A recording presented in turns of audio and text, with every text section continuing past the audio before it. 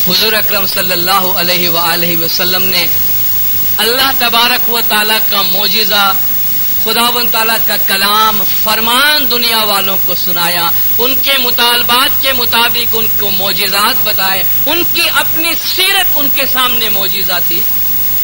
خدا کا کلام، مولا نے فرمایا دا ہولی قرآن از اے میریکل ان اسلام، خدا کے فرمان کے مطابق قرآن اسلام کا معجزہ ہے۔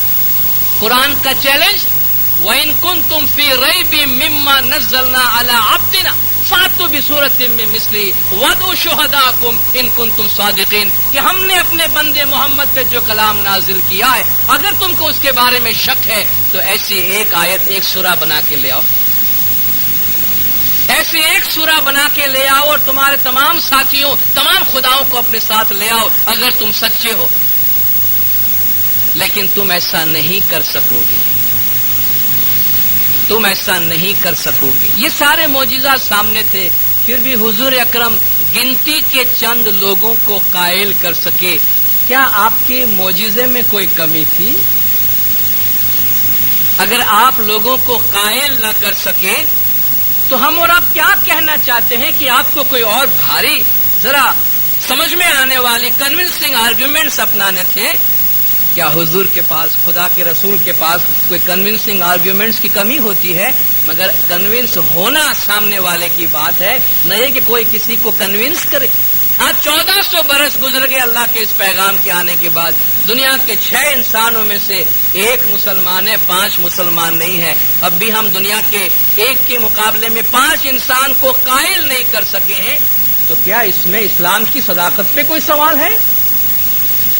یا لوگوں کے اپنے عقیدے اور اپنے ماننے کا اپنا اعتبار ہے؟ تو اس چیز میں مت جائیے کہ ہم کسی کو قائل کریں۔ خدا نے اپنے رسول کا بھی یہ کام رکھا ہے کہ وما علی الرسول الا البلاغ، رسول کا کام یہ ہے کہ وہ پیغام پہنچا دیں۔ وَهَدَيْنَاهُ النَّجْدَيْنِ، ہم نے تمہیں 2 راستے بتائے، اما شاکرا و اما کفورا، وہ شکر کرے یا کفر کرے، یہ ان کی مرضی کی بات ہے۔ تو کبھی بھی اپنے دل میں یہ خیال نہ لائیں کہ اگر کوئی ہم سے ایسے سوالات پوچھ رہا ہے جن کے ہمیں وہ ثبوت اور وہ جوابات دینے ہیں جو وہ شخص سننا چاہتا ہے، جو شاید ہمارے پاس نہیں ہے، تو اس کا یہ مطلب نہیں ہے کہ کچھ ہمارے دلائل میں یا ہمارے عقیدے میں یا ہمارے مذہب میں کسی قسم کی کوئی خامی یا کسی قسم کی کوئی کمی ہے۔ اسلام دین فطرت، خدا کے فرمان کے مطابق اسلام دین فطرت ہے۔ اسلام ایک نیچرل ریلیجن ہے، اور نیچر کی سب سے بڑی خوبی یہ ہے کہ اس میں گروتھ ہے۔ کائنات کی ہر چیز اپنی جگہ سے آگے بڑھتی ہے۔ لَتَرْكَبُنَّ طَبَقًا عَنْ طَبَقٍ، تم ایک درجے سے دوسرے درجے کی طرف بڑھائے چلے جاؤ گے۔ تو دنیا کی آغاز سے لے کر آج تک دیکھیں نیچر نے ہمیں کہاں سے کہاں پہنچایا ہے۔ ایک چھوٹا بچہ آج پیدا ہوتا ہے اور اس کی زندگی پوری ہونے تک اس کی پورے وجود میں کتنی چینجز آتی ہے۔ اس کائنات میں کوئی بھی ایسی چیز نہیں جس کے بارے میں آپ یہ کہہ سکیں کہ وہ ثابت ہے، وہ اپنی جگہ پہ کھڑی ہے، وہ جامد ہے، بلکہ نیچر کا یہ پیغام ہے کہ ہر چیز اپنی جگہ پہ گرو ہوتی ہے۔ تو خدا نے اگر اپنے دین کو، دین اسلام کو، بلکہ سارے دین، خدا کا جو دین ہے دنیا میں عمل کرنے کے واسطے ہے، تو دین خدا نے دنیا کے واسطے بنایا ہے، اور یہ دنیا فطرت کے تابع ہے جس میں ہر گھڑی چینج ہے۔ تو دین کے اندر بھی یہ صفت اور یہ خاصیت ہونی چاہیے کہ وہ ہمارے ساتھ وقت کے ساتھ اس میں تبدیلی پیدا ہو۔ خدا ایسے لوگوں کی مذمت کرتا ہے جو بدلتے نہیں ہیں۔ ان اللہ لا یغیر ما بقوم حتی یغیروا ما بانفسہم، خدا نے آج تک اس قوم کی حالت نہیں بدلی۔ اس کا ترجمہ اس شعر میں کیا جاتا ہے کہ خدا نے آج تک اس قوم کی حالت نہیں بدلی، نہ ہو جس کو خیال آپ اپنی حالت کے بدلنے کا۔ جو خود نہیں بدلنا چاہتے ہیں تو خدا ان کو نہیں بدلتا ہے۔ ان اللہ لا یغیر ما بقوم، خدا کسی قوم کی حالت نہیں بدلتا حتی یغیر ما بانفسہم، جب تک کہ وہ اپنے اندر خود چینجز اور خود تبدیلی پیدا نہ کرے۔ ہمیں جن قسم کے سوالات درپیش ہے پبلک میں، وہ سب سے اس کی جو سب سے بڑی بنیاد ہے وہ چینج ہے، وہ چینج ہے۔ ایک آدمی ایک جگہ پہ اگر کھڑا ہے تو پھر وہ کھڑا ہے، دوسرا اگر چل رہا ہے تو ہر روز نئے نئے راستے سے وہ گزر رہا ہے اور نئی چیزوں کا مشاہدہ کر رہا ہے۔ ہم ایک ایسی جماعت ہے، ہم ایک ایسی قوم ہے جو چل رہی ہے، جس میں موومنٹ جو زمانے کے ساتھ چلتا ہے، جس میں زمانے کے ساتھ چینجز لانے میں، تبدیلی لانے کی صلاحیت موجود ہے۔ جو رک گئے ہیں، جن کے زمانے کے ساتھ بدلنے کی، نیچر کے ساتھ چلنے کی صلاحیت نہیں رہی ہے، وہ رک گئے ہیں۔ اور جو رک گئے ہیں وہ بہت دور نکل جانے والے سے یہی پوچھیں گے کہ بھائی تم بڑے بدل گئے ہو، تمہارے اندر اتنی تبدیلیاں، تم ہمارے جیسے کیوں نہیں ہو؟ بھئی ایک باغیچے کا مالی ہو اور ایک باغیچے کا مالی نہ ہو، تو جس باغیچے کا بیچارے کا مالی نہیں ہے، وہ باغیچہ ضرور سامنے والے باغیچے سے یہ پوچھے گا کہ تم اتنے خوبصورت کیوں نظر آتے ہو، تم میں کیا خوبی ہے، تم میں نت نئی یہ رونق کیوں ہے، تم اتنے شائستہ اور اتنے ڈیسنٹ کیوں ہو؟ اس کا وہ ایک ہی جواب ہے کہ ہم وقت کے ساتھ چلنے والے ہیں، ہمارے اندر ایک مالی موجود ہے جو اس کو مینٹین کرتا ہے، جو اس باغیچے کو زندہ رکھتا ہے، اسے رفتار زمانہ کے حوالے کیا ہوا نہیں ہے۔ تو اگر زمانے کے ساتھ چلنے کی دین اسلام کی اس صفت کو ہم سمجھتے ہیں جن کے ساتھ ہم چلتے ہیں، تو ان بنیادوں پر ان سوالات کا جائزہ لیں اور سمجھنے کی کوشش کریں کہ یہ کیا فرق ہے، کیا ڈفرنس ہے، کون سی بنیادیں ہیں، اور سب سے بڑی جو ہماری تاریخی بنیاد ہے اور تاریخی فرق ہے، اس کو کبھی بھی اپنے ذہن سے نہ نکالیں۔ دیکھیے ہمارے آس پاس جتنی بھی مسلم برادری ہے، جتنے لوگوں کے ہم درمیان ہم رہتے ہیں، شاید ان کو دیکھ کر ہم یہ کہتے ہیں بھئی سب ایک جیسے ہیں، نام مسلمان کے لحاظ سے سب ایک جیسے ہیں، اور شاید ہم ایک اور وجہ سے بھی اپنے اوپر ایک پریشر اور غلبہ محسوس کرتے ہیں کہ جیسے ایک بہت بڑی جماعت مسلمانوں کی وہ دین کے ایک ہی فارم کے اوپر عمل کر رہی ہے، اور ہم اسمائلی اپنے آپ کو ایک ڈفرینٹ فارم میں محسوس کر رہے ہیں۔ تو ہم یہ سمجھتے ہیں بھائی میجورٹی، ایک واسٹ میجورٹی جو ہے وہ ایک ہی ڈگر پہ چل رہی ہے، ہم ہیں کہ ہم بدل گئے ہیں۔ یہ کیا وجہ ہے؟ ایسا تو نہیں ہے کہ بھئی جو عام اصول مانا جاتا ہے کہ جو اکثریت ہے، اتنی بڑی تعداد میں کروڑوں کے حساب سے مسلمان ہے، وہ کوئی غلط تھوڑی ہو سکتے ہیں۔ لوگ آتے ہیں بات کرتے ہیں بھئی اکثریت غلط تھوڑی ہو سکتی ہے۔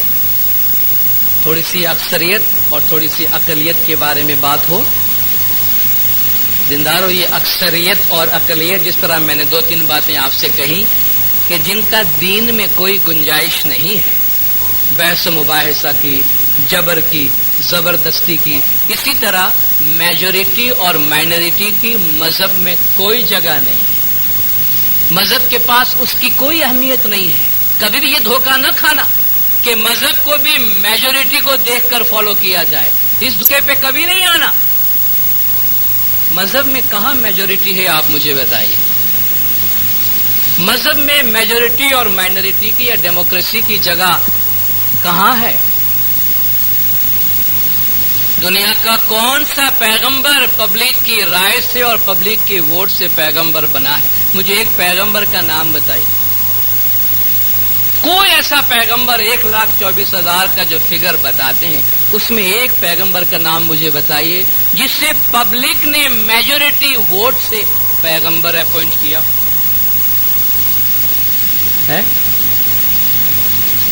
بلکہ دنیا میں جتنے بھی پیغمبر آئے، موسٹلی لوگوں نے، میجورٹی نے اس کی مخالفت کی ہے۔ صحیح؟ سارے پیغمبر مظلوم، سب پہ کوئی نہ کوئی مصیبت، لوگوں نے کیا کیا تکلیف اور کیا کیا پریشانیاں نہیں آئی۔ اس کا مطلب یہ ہے کہ میجورٹی لوگ جو تھے پیغمبر کو ایکسپٹ نہیں کرتے تھے، ان پیغمبروں کو نہیں مانتے تھے، ان کے خلاف مظاہرے کرتے تھے، ان کے خلاف ناپسندیدگی کا اظہار کرتے تھے۔ آپ مجھے کسی ایسے پیغمبر کا نام بتائیے جسے خدا نے پبلک پروٹیسٹ کی وجہ سے پیغمبری سے معزول کر دیا ہو کہ بھئی پبلک میں تمہیں پسند نہیں کیا جا رہا ہے، اس لیے میں تمہیں نبوت تم سے واپس لیتا ہوں، میں کسی ایسے کو نبی بناؤں گا جو پبلک میں میجورٹی میں اپنی جگہ بنا سکے۔ کوئی پیغمبر جسے پبلک نے میجورٹی نے ریجیکٹ کیا ہو، اس لیے خدا نے اس کی رسالت اس سے واپس لے لی ہو؟ سارا زمانہ مخالف ہے مگر وہ اکیلا بیچ میں کھڑا ہے۔ سارا زمانہ بت پرست ہے، اس نے کبھی یہ نہیں کہا کہ میں یہ کیا کر رہا ہوں، میں اکیلا مائنورٹی میں 2-4 آدمی کو لے کے مذہب پہ عمل کر رہا ہوں، یہ میجورٹی غلط تھوڑی ہو سکتی ہے۔ جہاں جہاں پیغمبر آیا اسی لیے آیا کہ میجورٹی غلط کام کر رہی تھی اور اس نے اس کے درمیان کھڑے ہو کر صدائے حق بلند کیا ہے۔ اور آپ کسی ایسے پیغمبر کی مثال تو دیں کہ جسے اپنے زمانے میں اکثریت حاصل بھی ہوئی ہو کبھی؟ دین حق کی پیروی کرنے والے کبھی بھی اکثریت میں نہیں رہے ہیں، کیونکہ کریم، کسی بھی چیز کی کریم اکثریت میں نہیں ہوتی ہے، وہ اس کا ایسنس ہوتا ہے، وہ اس کا نچوڑ ہوتا ہے۔ عقل مند انسان ہزاروں لاکھوں میں 1-2 بنتے ہیں، زیادہ نہیں بنتے ہیں۔ تو کسی بھی زمانے میں کوئی بھی پیغمبر اکثریت میں نہیں رہا ہے، اور اکثریت کی مخالفت کی وجہ سے یہ دلیل ان کے سامنے نہیں چلی ہے کہ بھئی یہ اقلیت ہے اور یہ اکثریت ہے اور مجھے اکثریت کے مطابق چلنا چاہیے۔ قرآن شریف کی آیات اٹھائیے، قرآن میں اگر آپ ڈائریکٹری قرآن کی پڑھنا جانتے ہیں تو وہ جو اکثر اور قلیل یہ جو آیات ہیں ذرا ان کے ریفرنس نکالیں، ان کو پڑھیں، دیکھیں خدا کیا فرماتا ہے۔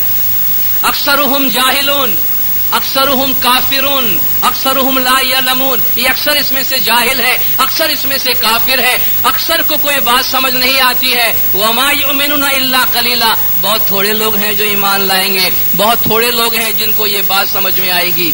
اس اصول کو سمجھنے کی کوشش کریں، اور جو ہمیں بظاہر اکثریت نظر بھی آتی ہے وہاں ہر شخص اپنے اپنے انٹرپریٹیشن میں پڑا ہوا ہے، اور نہ معلوم کتنے اور گروپ اور کتنے اور گروہ ہیں جن سے ہمیں کوئی سروکار اور کوئی تعلق نہیں ہے، لیکن اپنے طریقے پر، اپنے مذہب پر مضبوطی سے عمل کریں۔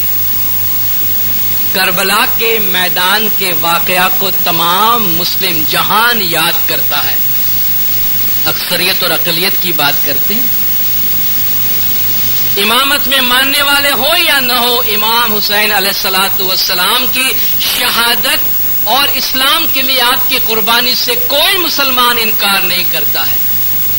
آپ لوگ ہسٹری تو پڑھے ہیں اور آپ جانتے ہیں یہ جو لڑائی ہوئی ہے کربلا کی، اس میں اقلیت میں کون تھا اور اکثریت میں کون؟ اس میں کون میجورٹی میں تھا اور کون مائنورٹی میں تھا؟ سادہ سی بات ہے، معاویہ کا لشکر، یزید کا لشکر جو سامنے تھا، جم غفیر میجورٹی میں تھا، حکمران تھا وہ، تو اس کے سامنے امام کا لشکر تھا، گنتی کے چند لوگ مائنورٹی میں۔ کیا یہ دلیل ان پہ آپ نہیں لگا سکتے ہیں کہ بھائی یا امام حسین علیہ السلام آپ کو کیا ہو گیا ہے؟ یہ اکثریت آپ کو نظر نہیں آتی ہے، اتنی بڑی میجورٹی آپ کو نظر نہیں آتی، آپ چند لوگوں کے ساتھ ہو کر ان کے سامنے کھڑے ہیں۔ لیکن مولا فرماتے ہیں کہ میں دین حق کی صدا بلند کر رہا ہوں۔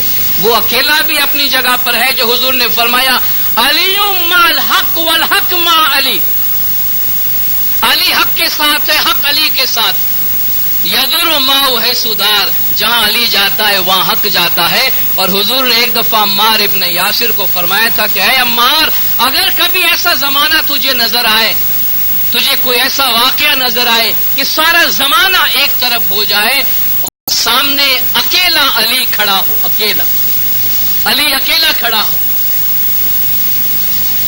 تو یہ مت پوچھنا کہ حق کدھر ہے، کیونکہ تجھے معلوم ہے حق علی کے ساتھ ہے، نہ کہ اس زمانے کے ساتھ۔ یہ کبھی نہ بھولنا، جو بھی امام، جو بھی پیغمبر کھڑا ہوا ہے اکیلا ایک آواز کھڑی ہوئی ہے زمانے کے سامنے. انہوں نے کبھی یہ نہیں کہا کہ سامنے کتنا بڑا زمانہ اور کتنے لوگ ہیں. تو جو مذہب کی حقیقت کو سمجھنے والے ہیں، جو مذہب کے ایسنس کو جاننے والے ہیں، جو مذہب کی بنیادوں کو جاننے والے ہیں، ضروری نہیں ان کی تعداد بہت بڑی ہو. اس لیے اس کو بھی کوئی اصول یا کوئی بنیاد نہ بنائے کہ یہاں اقلیت کیا ہوتی ہے، اکثریت کیا ہوتی ہے. یہاں اپنے مذہب کی انڈرسٹینڈنگ ہوتی ہے، اپنے مذہب کی سمجھ ہوتی ہے. تو جو بات میں عرض کر رہا تھا کہ تاریخی بنیاد کہ ہم شیعہ امامی اسماعیلی دین اسلام کے اس انٹرپریٹیشن سے تعلق رکھتے ہیں جسے تاریخ میں اہل شیعہ کہا جاتا ہے. حضور اکرم صلی اللہ علیہ وآلہ وسلم کے بعد ہم مولا مرتضی علی مشکل کشا کی امامت کو ماننے والے ہیں، اور ہم زمانے کے امام کو ماننے والے ہیں، اور زمانے کے امام کی ہدایت کے مطابق دین پر عمل کرنے والے ہیں. اور جب ہم اس گھر میں آ کر بیٹھتے ہیں، اس گھر سے اپنا رشتہ، اپنا رابطہ بناتے ہیں، تو اس گھر کو ہم اپنے تمام حاجات کا، اپنی تمام ضرورتوں کا اور اپنی تمام مشکلات کے آسان کرنے کا ہم ذریعہ، سہارا اور مرکز سمجھتے ہیں. اس حوالے سے میں ایک دو بات عرض کر کے اپنی جگہ لینا چاہوں گا کہ جب ہم جماعت میں شامل ہوتے ہیں، جماعت میں آتے ہیں، امام زمان کے حلقہ مریدی میں آتے ہیں، امام زمان کا دامن تھامتے ہیں، مذہب پہ عمل کرتے ہیں، تو یہ ٹوٹل ذمہ داری ہماری ہوتی ہے.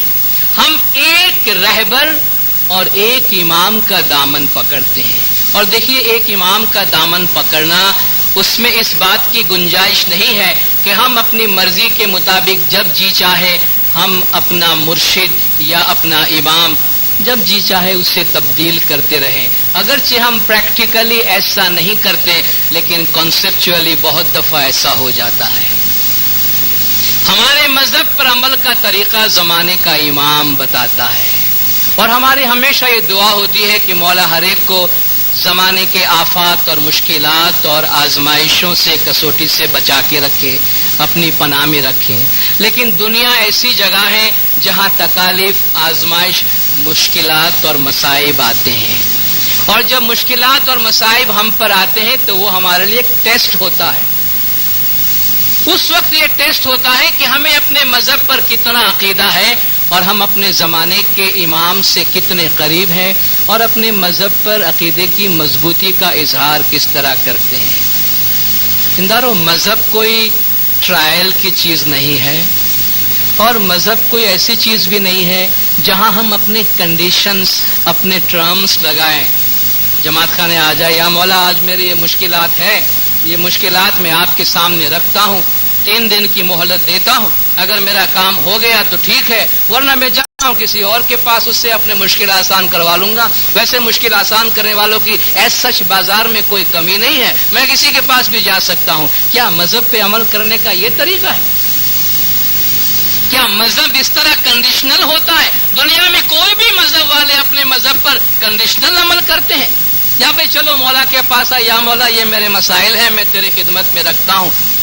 لیکن کہتے ہیں بھائی اور بھی دوسرے جو اپنے ذرائع ہیں، سپورٹس ہیں، ان کو بھی چھوڑنا نہیں. ہم اور بھی لوگوں کے ساتھ اس قسم کے سپورٹس لیتے رہتے ہیں. کسی نے کچھ کہہ دیا، کسی نے کچھ کہہ دیا. دیندارو، امام دین کو ہمارے واسطے آسان بناتے ہیں. اگر ہم اپنے لیے اسے مشکل بنائیں گے تو یہ ہمارا اپنا مسئلہ ہے. امام ہمیں عقل استعمال کرنے کی تعلیم دیتے ہیں. سب سے بڑی بات تو یہ ہے کہ اس دنیا کے بارے میں کبھی یہ توقع نہ رکھیں کہ دنیا میں کبھی کوئی تکلیف، کوئی آفت، کوئی مصیبت ہم پہ نہیں آئے گی. کیوں ایسا سوچتے ہیں؟ ہماری دعا ہے کہ نہ آئے، لیکن دنیا ایسی جگہ ہے کہ اس سے ہم آزاد نہیں رہ سکتے ہیں. اس لیے مذہب ہمیں سکھاتا ہے کہ مشکلات کو برداشت کرنا سیکھو، مشکلات کو ایکسپٹ کرنا سیکھو. کیا مشکلات پیغمبروں پہ نہیں آئی ہے؟ کیا مشکلات اماموں پہ نہیں آئی؟ کیا مشکلات اور تکالیف جتنی اماموں پر، پیغمبروں پہ پڑی ہے، اتنی ہم پہ کبھی پڑی ہے؟ اتنی تو ہم پہ کبھی نہیں پڑی ہے، اس سے کم ہی پڑی ہے. لیکن پھر بھی اگر ہم در در پہ جا کے بھئی جماعت خانے سے بھی کچھ لے لیا، مہمانی یہاں بھی ڈال دی، ستاڑے یہاں بھی ڈال دیے، نیچے بھی چلے گئے، ادھر بھی چلے گئے، ادھر بھی چلے گئے، کسی نے درگاہ پہ بھیج دیا وہاں چلے گئے، کسی نے کہا بھئی یہ بکرے قربان کر لو، کسی نے کہا وہ کر لو۔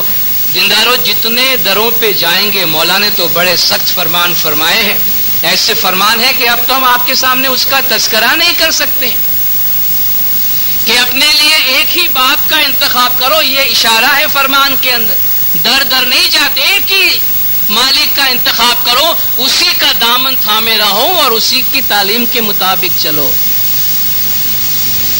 مولا نے فرمایا در در جانے والے، سب جگہوں سے تعویذیں لینے والے، سب جگہوں پر مشکل آسان کی بات کرنے والے، مولا نے فرمایا ان کا عقیدہ یہاں بھی کمزور پڑ جاتا ہے۔ جن اور لوگوں کے پاس بھی ہم مشکلات کی آسانی کے لیے جاتے ہیں، دیندار وہ بھی کوئی مشکلوں سے آسان نہیں ہے۔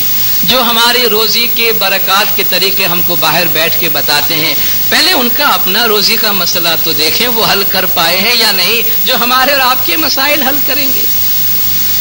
دین صرف نام کی چیز نہیں ہے، دین قربانی کی چیز بھی ہے، اور ایک دفعہ اگر ہم نے دین کو اپنایا ہے، قبول کیا ہے، اس امام کے دامن کو تھامے رہے اور دنیا کی حقیقت کو سمجھنے کی کوشش کرے۔ یہ مولا مشکل کشا مرتضی علی کا گھر ہے، اور یہاں مشکل کشا مرتضی علی کا فرمان ہے کہ یہ دنیا ایسی جگہ ہے جہاں آپ کو بہت ساری تکالیف اور مشکلات کا سامنا کرنا پڑے گا۔ ہماری ہزاروں دعا و برکات کے باوجود اس دنیا پر سے دکھ اور تکلیف ہمیشہ کے واسطے نابود نہیں ہو سکتے ہیں۔ ہماری دعا ہے کہ آپ پہ کم بوجھ پڑے، آپ پہ ہمیشہ خدا کی رحمت برقرار رہے، لیکن مولا نے فرمایا کہ دنیا ایسی جگہ ہے جہاں امام پیغمبر ان کو بھی تکلیفیں ہوتی ہے۔ اور ایک اور چیز جو ہمارے عقیدے اور ہمارے طریقے کے اسپرٹ کے مطابق نہیں ہے، وہ یہ کہ بہت زیادہ ایک چیز جماعتوں میں آج کل محسوس کی جا رہی ہے کہ لوگ چھوٹی چھوٹی تکلیف پر یہ سمجھنے لگے ہیں یا یہ فیصلہ دیتے ہیں کہ بھئی کسی نے ہم پہ کوئی کالا علم کر دیا ہے یا کوئی کالا جادو کر دیا ہے۔ اور آج کل ایسا معلوم ہوتا ہے کہ ہر دوسرا شخص جو ہے وہ کسی کالے علم کا شکار ہے۔ دراصل ہم کسی بھی کالے علم کا شکار نہیں ہے، صرف اپنے وہم کا شکار ہے۔ بدقسمتی سے ہمارا معاشرہ جو ہے اس جانب زیادہ چلا گیا ہے، اپنی انٹیلیجنس، اپنی عقل کا استعمال کرے۔